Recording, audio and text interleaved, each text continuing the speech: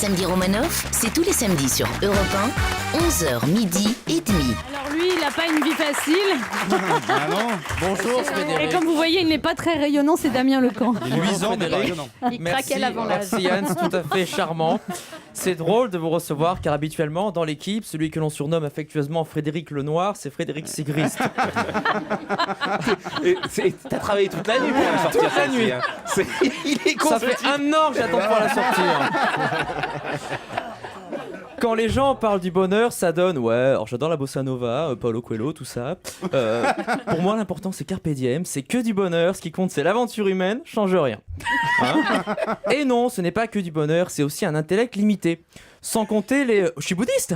Je vous l'ai pas dit, je suis bouddhiste, ouais. En fait, j'ai la calvitie, je suis gros. Donc, je me suis dit que me raser la tête, porter une doge orange, ça m'irait bien. Hein. Puis j'ai acheté un bracelet Frédéric bouddhiste. tranquille. Oh non, tout de même. Non.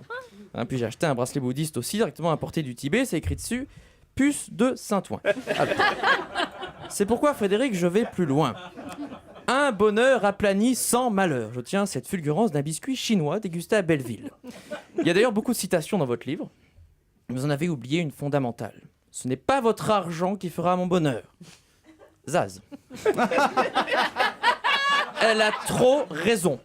Avant, je croyais naïvement qu'un 180 mètres carrés, une belle femme, une grosse voiture, faire des voyages, c'était le bonheur. Mais non. Regardez ces pauvres à la soupe populaire, ils créent du lien social. Quel plaisir pour l'homme de la rue de se libérer des conventions, de se dire « J'ai décidé de ne pas me doucher aujourd'hui.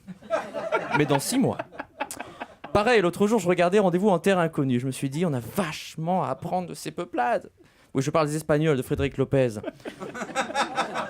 Quelle sagesse! Quel self-control quand un guerrier Maasai lui apprend que les toilettes sont à 4 heures de chameau alors qu'il vient de goûter le ragoût local. Alors j'ai tout lâché, comme Fred. Et j'ai créé mon collectif du bonheur, le TVEHO. TVEHO, ce qui veut dire tu vas être heureux, oui.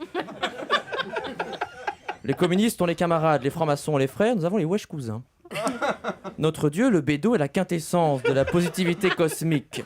Alors, vous, en tant que philosophe, vous êtes là pour poser des questions, pas forcément pour y répondre. Nous, on ne s'en pose même plus questions. On part entre membres, en classe verte, à Amsterdam, et l'important, c'est le partage. Dans le groupe, nous avons une Josiane. Elle fait 200 kilos. Est-ce une raison de lui refuser le lit superposé du haut ? Après avoir bien fumé, nous faisons des rigolothérapies. On se fait rire les uns les autres. Comment ? On se raconte des histoires comme celle de ce type qui coupait du bois et dont la tronçonneuse s'est mise en marche toute seule. Oh. Car oui, c'est peut-être ça la clé du bonheur, le malheur des autres. Samedi Romanoff, c'est tous les samedis sur Europe 1, 11h midi et demi.